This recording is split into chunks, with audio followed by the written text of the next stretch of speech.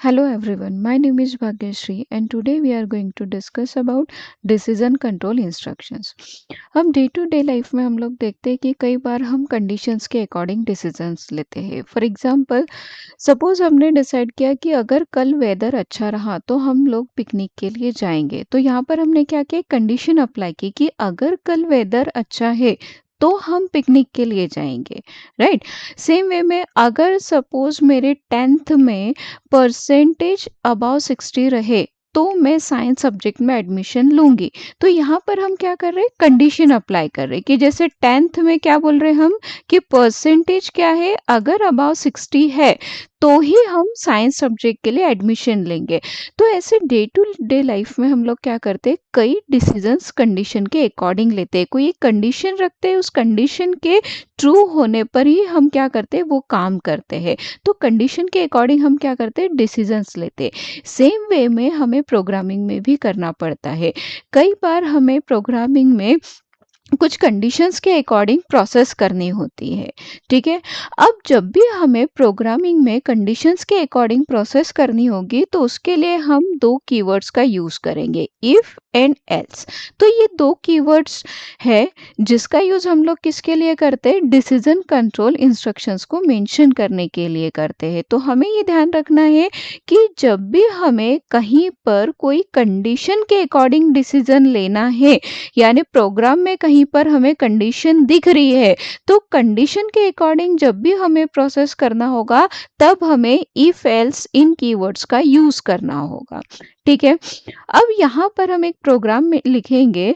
For example कि हमें एक प्रोग्राम लिखना है जो जिसमें यूजर क्या करेगा, अपना एज एंटर करेगा। अगर उसका एज मोर देन 18 ईयर्स है तो हमें एक मैसेज डिस्प्ले करना है, you are eligible for voting. मतलब अगर किसी पर्सन का एज 18 ईयर से ज्यादा है तो वो क्या कर सकता है, वोट दे सकता है, वो वोटिंग के लिए एलिजिबल है। तो इसके लिए हमें उसके लिए एक प्रोग्राम यहाँ पर मेंशन करना है, ठीक है। तो चलो अपन स्टार्ट करते हैं प्रोग्राम। अब यहाँ पर मेन फंक्शन में हम क्या करेंगे, सबसे पहले एक वेरिएबल बनाएंगे। क्यों, क्योंकि हमें यूजर से एज लेना है। एज लेना है तो एज को स्टोर करने के लिए हमारे पास एक वेरिएबल होना चाहिए। तो यहाँ पर एज नाम से क्या किया, हमने एक वेरिएबल बना दिया। अब वेरिएबल बनाने के बाद इसका वैल्यू हमें यूजर से लेना है।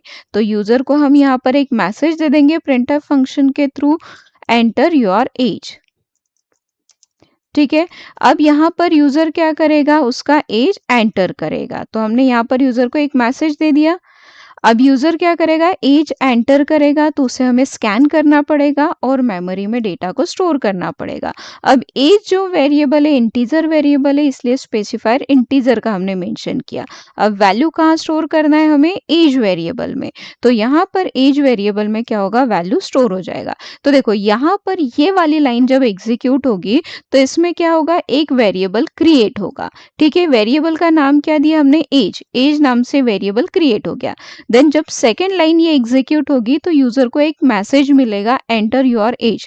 अब यूजर क्या करेगा, मैसेज रीड करने के बाद एज एंटर करेगा। तो जैसे ही यूजर एज एंटर करेगा तो स्कैनफ फंक्शन कंसोल से डेटा लेके कहाँ रख देगा, एज वेरिएबल में रख देगा। तो यहाँ पर यूजर ने सपोज जो भी डेटा एंटर किया है, सपोज 19 ईयर्स एंटर किया है, तो वो डेटा इस मेमोरी में स्टोर हो जाएगा। अब स्टोर होने के बाद हम क्या बोल रहे हैं कि अगर यूजर का एज अबाउ 18 ईयर्स है तो हमें मैसेज क्या प्रिंट करना है, हमें मैसेज देना है, you are eligible for vote, ठीक है। तो यहाँ पर हम क्या करेंगे, कंडीशन अप्लाई करेंगे। तो जब भी हमें कंडीशन अप्लाई करनी है तो उसके लिए हम लिखते हैं इफ। इफ के आगे राउंड ब्रैकेट में हम देते हैं कंडीशन, ठीक है। तो यहाँ पर हमने इफ स्टेटमेंट दे दिया। इफ स्टेटमेंट में आगे हमें क्या देना है, कंडीशन। अब कंडीशन क्या बोल रहे हैं हम, if age is more than 18, मतलब यूजर ने जो एज दिया है अगर वो मोर देन 18 है या फिर इक्वल्स टू 18 है तो उस केस में यूजर जो है वो वोट दे सकता है, राइट। तो कंडीशन क्या बनी, एज इज ग्रेटर देन 18 और एज इज इक्वल्स टू 18। तो यहाँ पर हम क्या करेंगे, ग्रेटर देन और इक्वल्स टू साइन अप्लाई करेंगे, क्योंकि यूजर अगर 18 साल का है तो भी वो वोट दे सकता है और अगर उसकी एज 18 18 से ज्यादा है तो भी वो वोट दे सकता है। ठीक है, तो यहां पर हमने कंडीशन दे दिया if age is greater than और इक्वल्स टू 18। ठीक है, यही हम स्टेटमेंट में भी बोल रहे हैं कि अगर यूजर का एज मोर देन और इक्वल्स टू 18 है तो एलिजिबल है। तो हमने क्या दे दिया, if age is more than और इक्वल्स टू 18, अगर एज जो है वो 18 के इक्वल है और 18 से बड़ा है तो उस केस में क्या होगा, यूजर एलिजिबल रहेगा वोटिंग के लिए। तो अगर ये कंडीशन ट्रू हुई तो कर्सर कहां पर आता है, इफ ब्लॉक में। ठीक है, तो हमने ये कंडीशन अप्लाई कर दी। अब ये कंडीशन अगर ट्रू रही तो कर्सर कहां आ जाएगा, इस इफ ब्लॉक के अंदर, यानी ये जो दो कर्ली ब्रैकेट्स मैंने लगाए हैं इस स्कोप के अंदर आएगा और वो स्कोप के अंदर जो भी कोड हमने लिखा है वो कोड एग्जीक्यूट होगा। हाँ, बट अगर ये कंडीशन फॉल्स हो गया तो कर्सर इस स्कोप के अंदर नहीं आएगा। ठीक है, तो यहां पर हमने क्या किया, एक स्कोप डिफाइन कर दिया। वो स्कोप कब चलेगा, मतलब ये कर्ली ब्रैकेट के अंदर का कोड कब चलेगा, जब ये कंडीशन ट्रू होगा तब। ठीक है, अब कंडीशन अगर ट्रू है तो हमें क्या करना है, एक मैसेज प्रिंट करना है। मैसेज क्या प्रिंट करना है, you are eligible for vote. ठीक है, तो यहां पर हम दे देते हैं you are eligible for vote. ठीक है, तो यहां पर हमने ये मैसेज डिस्प्ले कर दिया। राइट, अब ये मैसेज कब चलेगा, जब कंडीशन ट्रू है तब।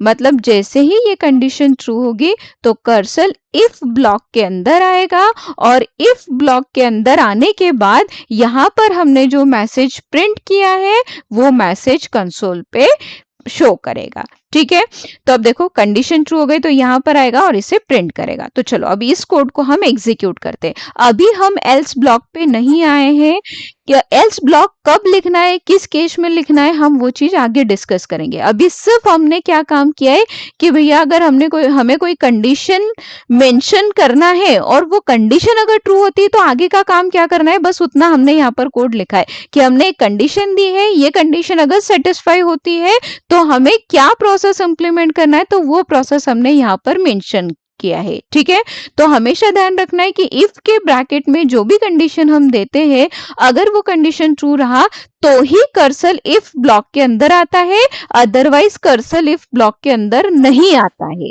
ठीक है, तो अब इस कोड को हम यहाँ पर एग्जीक्यूट करेंगे। तो पहले हमने प्रोग्राम को सेव किया, देन अब इसको एग्जीक्यूट करेंगे। तो इस कोड को हमने एग्जीक्यूट कर दिया।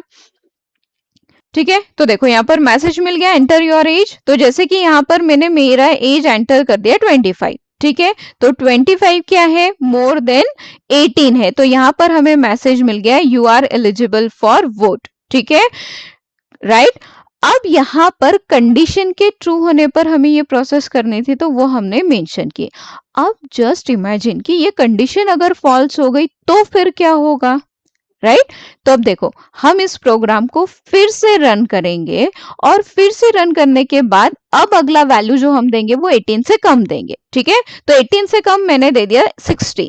ठीक है, अब यहां पर क्या होगा कि जब हम 16 देंगे तो 16 जब आएगा तो ये कंडीशन फॉल्स हो जाएगा। कंडीशन फॉल्स होगा तो कर्सर इफ ब्लॉक में तो जाएगा नहीं। अब इफ ब्लॉक में नहीं जाएगा तो ऑब्वियसली कहा जाएगा इफ ब्लॉक के बाहर आगे जाएगा। राइट, देखो कंडीशन ट्रू हुई तो इस ब्लॉक में घुसेगा। राइट, कंडीशन अगर नहीं चली, कंडीशन अगर फॉल्स हो गई तो कर्सर उठ के डायरेक्टली कहा जाएगा, इस स्कोप के बाहर, यानी कि यहां पर आएगा। अब यहां पर हमने कोई प्रोसेस लिखा है क्या, नहीं। तो अगर यहाँ कोई प्रोसेस नहीं लिखा है तो कोई भी प्रोसेस एग्जीक्यूट नहीं होगा। राइट, तो अब देखो यहाँ पर ये मैंने 16 के लिए चला दिया तो यहाँ पर कोई मैसेज प्रिंट नहीं हुआ। हाँ, बट अगर मैंने यहाँ पर कोई एक मैसेज दे दिया, राइट, मैंने सपोज यहाँ पर एक मैसेज प्रिंट कर दिया हेलो, HELLO। ठीक, हेलो दे दिया। अब हेलो देने के बाद हम इस प्रोग्राम को फिर से रन करते हैं। ठीक है, अब हेलो मेंशन करने के बाद अगेन मैंने इस प्रोग्राम को एग्जीक्यूट किया, अगेन एग्जीक्यूट किया। अब हम फिर से एज क्या देंगे, 16 देंगे। अब 16 देंगे तो क्या होगा, तो सेम प्रोसेस कि भैया कंडीशन तो फॉल्स है, कंडीशन फॉल्स है तो कर्सर कहाँ आएगा, इफ ब्लॉक में एंटर नहीं करेगा तो कहाँ जाएगा, इफ ब्लॉक के बाहर। तो इफ ब्लॉक के बाहर यहाँ पर क्या प्रोसेस लिखी है, तो यहाँ हेलो प्रिंट किया है, मतलब कंसोल पे प्रिंट क्या होगा, हेलो प्रिंट होगा। तो यहाँ पर अब देखो इस कोड को हमने एग्जीक्यूट किया तो कंसोल पे मैसेज क्या प्रिंट हो गया, हेलो प्रिंट हो गया। आई होप यहां तक सारे पॉइंट सभी को क्लियर हो गए। ठीक है, चलो अब यहां पर हेलो मैसेज देने के बाद हम ये समझते हैं कि अगर हमने एज 18 या 18 से ज्यादा दिया तो क्या हेलो प्रिंट होगा या नहीं होगा, राइट। तो देखो अब फिर से हम इस प्रोग्राम को एग्जीक्यूट करेंगे और अभी एज हम क्या देंगे, अगेन मोर देन 18 देंगे। ठीक है, तो जैसे मैंने यहां पर एज एंटर कर दिया 20। अब फिर से कंसेप्ट को समझते हैं। हमने कंसेप्ट क्या पढ़ा, कंसेप्ट हमने ये पढ़ा कि कंडीशन अगर ट्रू है तो कर्सर कहाँ जाएगा, विद इन स्कोप जाएगा। ठीक है, तो एज कितना है, 20 है, तो 20 is greater then 18, condition is true. Condition true है तो कर्सर कहाँ आएगा, इफ ब्लॉक के अंदर। अब इफ ब्लॉक के अंदर आने के बाद ये क्या करेगा, प्रिंट करेगा। क्या प्रिंट करेगा, you are eligible for vote. ठीक है, ये प्रिंट हो गया। अब इफ ब्लॉक क्या हो गया, कंप्लीट हो गया। अब इफ ब्लॉक कंप्लीट होने के बाद कर्सर कहाँ आएगा, इफ ब्लॉक के बाहर आएगा। और इफ ब्लॉक के बाहर आके इफ ब्लॉक के बाहर जो भी कोड लिखा है वो कोड एग्जीक्यूट करेगा। अब इफ ब्लॉक के बाहर क्या लिखा है, हेलो लिखा है, तो हेलो क्या करेगा, प्रिंट करेगा। मतलब अभी कितने मैसेजेस प्रिंट होंगे, 2 मैसेजेस प्रिंट होंगे, you are eligible for vote and hello. ठीक है, तो यहां पर जो हमने इनपुट दिया है तो उसको एग्जीक्यूट करते हैं। ठीक है, तो ये देखो यहाँ पर क्या प्रिंट हुआ, you are eligible for vote. और देखो इसी के जस्ट आगे यहाँ पर प्रिंट क्या हुआ है, हेलो। अब सेम लाइन पे इसलिए प्रिंट हुआ क्योंकि हमने यहाँ पर वोट के बाद स्लैश इन नहीं दिया है। यहाँ वोट के बाद अगर हम स्लैश इन मेंशन कर देंगे तो हेलो कहाँ आ जाएगा, न्यू लाइन पे। तो सेम प्रोग्राम में फिर से एग्जीक्यूट कर रही हूँ ताकि हमें हेलो न्यू लाइन पे मिले। तो हमने फिर से एज कितना एंटर कर दिया, 20 एंटर कर दिया। 20 एंटर करने के बाद ये देखो कंडीशन ट्रू हुई तो कर्सर इफ ब्लॉक में गया और इफ ब्लॉक में जाने के बाद प्रिंट क्या किया, you are eligible for vote. और जैसे ही इफ ब्लॉक कंप्लीट हुआ कर्सर इफ से बाहर आया और इफ से बाहर आने के बाद जो भी प्रोसेस आपने लिखा है उस प्रोसेस को भी एग्जीक्यूट किया। तो प्रोसेस हमने लिखा है हेलो, तो हेलो एग्जीक्यूट हुआ, राइट। तो इसलिए यहां पर हमें ये दोनों मैसेजेस प्रिंट हुए। क्लियर।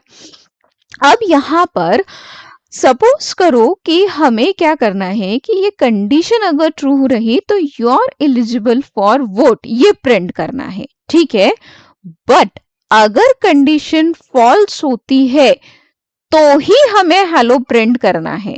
बट अगर कंडीशन ट्रू है तो उस केस में हेलो प्रिंट नहीं होना चाहिए। ठीक है, अगेन रिपीट कर रही हूं क्वेश्चन। हमारा टास्क क्या है कि अगर एज मोर देन 18 है तो मैसेज प्रिंट होना चाहिए, you are eligible for vote. ठीक है, बट अगर एज जो है वो मोर देन 18 नहीं है, यानी ये कंडीशन फॉल्स अगर होती है तो उस केस में क्या प्रिंट होना चाहिए, हेलो। अभी देखो हेलो क्या हो रहा है, दोनों केस में प्रिंट हो रहा है। कंडीशन ट्रू है तो उस केस में ये वाला मैसेज भी प्रिंट हो रहा है और हेलो भी प्रिंट हो रहा है। कंडीशन फॉल्स है तो सिर्फ क्या प्रिंट हो रहा है, हेलो प्रिंट हो रहा है। अब हमारे पास क्या है क्वेश्चन, क्वेश्चन ये है कि हेलो तभी प्रिंट होना चाहिए जब कंडीशन फॉल्स है। मतलब कंडीशन ट्रू है तो you are eligible for vote ये प्रिंट होना चाहिए और कंडीशन फॉल्स है तो प्रिंट होना चाहिए हेलो। ठीक है, यानी हेलो हर केस में नहीं आना चाहिए। तो अब ऐसे सिनारियोज में हम क्या करते, एल्स ब्लॉक मेंशन करते। मतलब जब रिक्वायरमेंट ऐसा होता है कि कंडीशन के फॉल्स होने पर कोई प्रोसेस को इंप्लीमेंट करना है तो फिर वो प्रोसेस हम कहां लिखते हैं, एल्स ब्लॉक में लिखते हैं। तो अब ये प्रोसेस हमें कब चलानी है, जब कंडीशन फॉल्स होगा तब हमें ये प्रोसेस चलानी है। तो उसे हम कहां लिखेंगे, एल्स ब्लॉक में लिखेंगे। तो यहां पर हमने ये एल्स ब्लॉक में प्रोसेस मेंशन कर दिया। तो अब देखो कंडीशन ट्रू रही तो इफ ब्लॉक चलेगा, कंडीशन फॉल्स रही तो एल्स ब्लॉक चलेगा। मतलब यूजर ने अगर एज मोर देन 18 और इक्वल्स टू 18 दिया तो कर्सर इफ ब्लॉक में आएगा, इफ ब्लॉक का कोड एग्जीक्यूट करेगा, इफ ब्लॉक का कोड एग्जीक्यूट करने के बाद एल्स ब्लॉक को स्किप कर देगा। ठीक है, वो कोड एग्जीक्यूट नहीं होगा। बट सपोज करो कि यूजर ने एज जो एंटर किया है वो लेस देन 18 किया, तो उस केस में क्या होगा, कंडीशन फॉल्स होगा। और अगर कंडीशन फॉल्स होता है तो इफ ब्लॉक कंप्लीटली स्किप होता है। तो इफ ब्लॉक क्या होगा, स्किप हो जाएगा। और कंडीशन के फॉल्स होने पर कर्सर कहां पर जाएगा, एल्स ब्लॉक में जाएगा, और एल्स ब्लॉक में जो हमने कोड लिखा है वो कोड एग्जीक्यूट करेगा।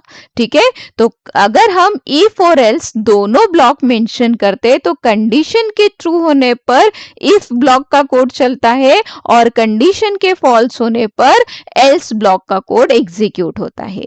एक चीज हमेशा ध्यान रखनी है कि इफ ब्लॉक जो होता है वो कंपलसरी ब्लॉक होता है, नेसेसरी ब्लॉक होता है, बट एल्स ब्लॉक जो होता है वो ऑप्शनल होता है। ऑप्शनल का मतलब रिक्वायरमेंट है तो लिखो, नहीं है तो उसको स्किप कर दो। जैसे कि अभी हमने पहले किया था कि हमें क्या करना था कि एज अगर मोर देन 18 है तो मैसेज प्रिंट करना था।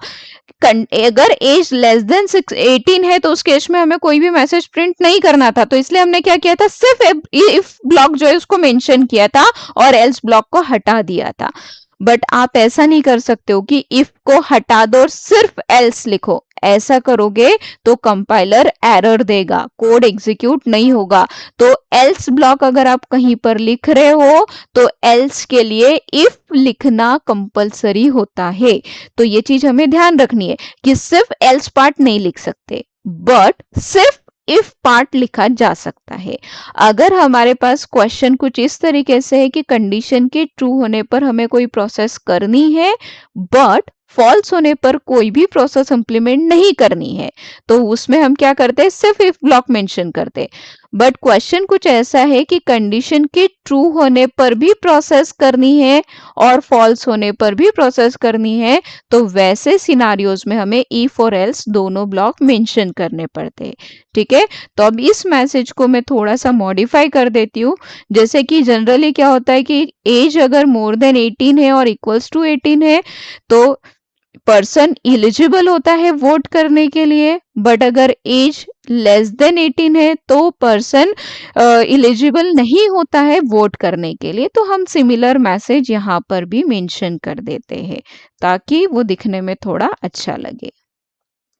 ठीक है, तो यहाँ पर you are not eligible for vote.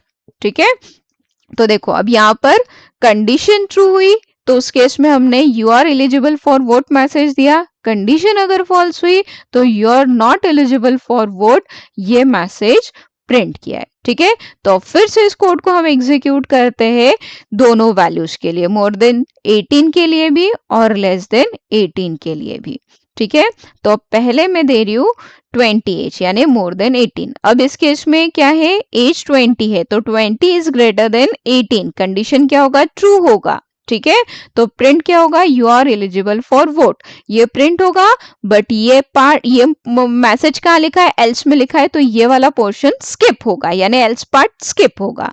ठीक है, देन इसको एग्जीक्यूट किया तो देखो ये मैसेज प्रिंट हो गया, you are eligible for vote. ठीक है, अब हम क्या करेंगे, फिर से इस कोड को एग्जीक्यूट करेंगे नेक्स्ट वैल्यू के लिए। तो अगेन मैंने इसको रन कर दिया।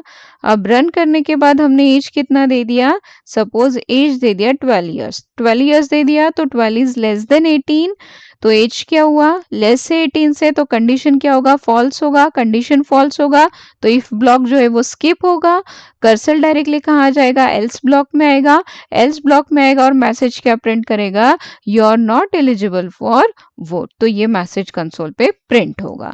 तो यहाँ पर ये मैसेज हमें मिल गया, you are not eligible for vote. ठीक है, तो आई होप इफ और एल्स कैसे काम करते हैं ये पॉइंट सभी को क्लियर होगा। ठीक है, चलो अब आगे हम क्या करेंगे, इफ और एल्स के बाद एक और स्टेटमेंट ऐड कर देंगे। ठीक है, जैसे मैंने यहाँ पर फिर से एक मैसेज दे दिया लाइक हेलो। ठीक है, अब हम ये समझते हैं कि अगर कंडीशन ट्रू हुआ तो क्या होगा और कंडीशन फॉल्स होगा तो क्या होगा। तो देखो, सिंपल सा फंडा है कि अगर कंडीशन ट्रू रही तो कर्सर इफ ब्लॉक में जाएगा, कंडीशन फॉल्स रही तो एल्स ब्लॉक में जाएगा। ठीक है, अब इफ या एल्स में से कोई एक ब्लॉक चलाएगा, वो चलने के बाद क्या करेगा, आगे का कोड कंटिन्यू करेगा। अब इफ एल्स पे कोड एंड नहीं होगा ना, इसके आगे भी तो हम कोई ना कोई प्रोसेस लिखेंगे। अब आगे जब यहाँ प्रोसेस लेंगे तो प्रोसेस कब चलेगी, जब कंडीशन ट्रू है तब भी चलेगी, कंडीशन फॉल्स है तब भी चलेगी। देखो यहाँ पर एज मैंने दे दिया 20 एज दे दिया तो क्या होगा, कंडीशन ट्रू होगा। ट्रू होगा तो इफ ब्लॉक चलेगा, इफ ब्लॉक चलेगा तो ये मैसेज प्रिंट होगा। ठीक है, अब कंडीशन ट्रू है तो इफ चला, तो एल्स पार्ट क्या हो जाएगा, स्किप हो जाएगा। तो ये कर्ली ब्रैकेट पे एल्स क्लोज हो रहा है। तो ये इतना पार्ट, मतलब जहां से एल्स स्टार्ट हुआ है वहां से लेके जहां एल्स कंप्लीट हो रहा है वहां तक हमने जो भी कोड लिखा है वो पूरा का पूरा कोड स्किप हो जाएगा। अब एल्स स्किप होने के बाद क्या होगा, कर्सर का आएगा इफ ब्लॉक एग्जीक्यूट करवाने के बाद डायरेक्टली एल्स का स्कोप जहां एंड हो रहा है उसके आगे आपने जो प्रोसेस लिखी है उस प्रोसेस को क्या करेगा, कंटिन्यू करेगा। तो आगे क्या प्रिंट किया हमने, हेलो। तो हेलो प्रिंट होगा, मतलब अगर कंडीशन ट्रू होती है तो मैसेज प्रिंट होगा you are eligible for vote, then print होगा हेलो। ठीक है, इस कोड को हम सेव करते हैं, इसको एग्जीक्यूट करते हैं। तो इसको हमने सेव किया, देन इसको एग्जीक्यूट किया। तो आफ्टर एग्जीक्यूशन हमने क्या किया, यहाँ पर एज दे दिया 20 ईयर्स। ठीक है, तो 20 ईयर्स के लिए क्या होगा, कंडीशन ट्रू होगा। ट्रू होगा तो ये मैसेज प्रिंट होगा, देन ये मैसेज प्रिंट होगा। तो एंटर कर दिया you are eligible for vote and then print हो गया हेलो। ठीक है, अब सेम प्रोसेस फिर से रन करते हैं फॉल्स कंडीशन के लिए। तो अब एज हमने दे दिया 13 ईयर्स। ठीक है, अब 13 ईयर दिया तो कंडीशन फॉल्स होगा, कंडीशन फॉल्स होगा तो इफ ब्लॉक स्किप होगा, इफ ब्लॉक स्किप होगा तो कौन सा ब्लॉक चलेगा, एल्स ब्लॉक चलेगा। तो एल्स ब्लॉक चलेगा, एल्स के अंदर जो भी कोड लिखा है वो एग्जीक्यूट होगा, देन प्रिंट क्या होगा, हेलो प्रिंट होगा। तो एल्स ब्लॉक के बाद जो भी प्रोसेस लिखी है वो भी एग्जीक्यूट होगी। तो यहाँ पर हमने इसको एग्जीक्यूट कर दिया तो मैसेज प्रिंट हुआ you are not eligible for vote and hello. तो यहाँ पर ध्यान रखना है, कंडीशन ट्रू रही तो इफ ब्लॉक चलेगा, कंडीशन फॉल्स रही तो एल्स ब्लॉक चलेगा। और ऐसा कोड जो इफ और एल्स इस ब्लॉक के बाहर है, यानी ना ही इफ में है और ना ही एल्स में है, तो वो कोड ऑलवेज एग्जीक्यूट होगा। कंडीशन ट्रू रहेगी तब भी एग्जीक्यूट होगा, कंडीशन फॉल्स होगी तब भी एग्जीक्यूट होगा। आई होप यहाँ तक सारे पॉइंट सभी को क्लियर हो गए। इन केस अगर किसी को कोई डाउट है तो please right in a comment section. Thank you.